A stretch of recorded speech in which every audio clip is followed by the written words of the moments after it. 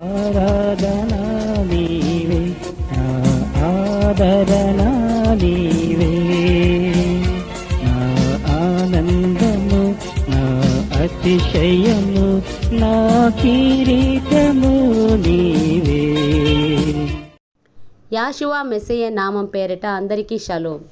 నేటి జీవవాక్య సందేశమును ధ్యానించుకుందాం. దినవృత్తాంతముల 2వ గ్రంథం 16వ అధ్యాయం 9వ వచనం. తన ఎడల యథార్థ హృదయము గల వారిని బలపరచుటకై యావే కనుదృష్టి లోకమందంతటా సంచారము చేయుచున్నది. ప్రియమైన సహోదరీ సహోదరులారా, మనలను బలపరచాలని యథార్థ హృదయుల కోసం యావే తన కనుదృష్టి సంచరించుచున్నది. కావున మనము యావే ఎడల యథార్థ హృదయము గల వారిగా జీవించవలెను. యావే ఎడల యథార్థ హృదయము గల ఒక రాజు గూర్చి తెలుసుకుందాం.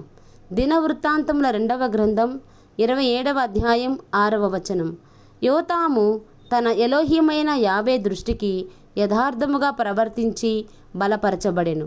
ప్రియమైన సహోదరీ సహోదరులారా, సామెతలు 3 అధ్యాయము 32వ వచనం ప్రకారం యావే యథార్థవంతులకు ఆయన తోడుగా ఉండును, మరియు యథార్థముగా ప్రవర్తించువారు యావేకు ఇష్టులని సామెతలు 11వ అధ్యాయం 20వ వచనం సెలవిచ్చుచున్నది.